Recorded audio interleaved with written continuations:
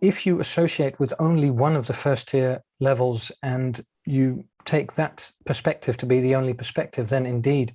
you have to hold on to something. And the moment that you create space for all of the first tier levels of development or value memes to exist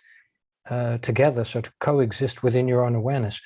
it no longer becomes necessary to hold on tightly to one of those first tier levels. So you can indeed relax and allow things to be where they are. And you and I were speaking about personality type systems. And one of the things that I enjoy about the personality type systems, for instance, like the MBTI or the Big Five or the DISC or the Enneagram, is that they're overviews of all the ways that we can be human, basically, all sorts of successful strategies of navigating life, and to see that people can be very different from ourselves, but be completely valuable in their own way and in very different ways. And to me, that's an analogy of the leap from first tier to second tier, where from the first tier perspectives, we align ourselves with only one personality type and believe that to be the better or best type.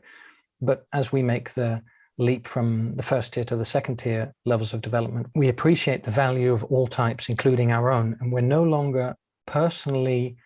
committed to our own perspective. So the leap also involves, from first tier to second tier, a transpersonal perspective where we're no longer exclusively identified with our own view of reality. And one of the examples that I know of that illustrates that quite nicely is Edgar Mitchell, who was an American astronaut who went on the flight Apollo 14. He walked on the moon in 1971, and while he was in outer space looking at the Earth, he had a spiritual awakening, as he described it himself, because he could see that all of the international strife and all of the petty human grievances, they all dissipate when you look at the Earth from outer space and you look at it as a single organism, basically, with the human race on it as a single species.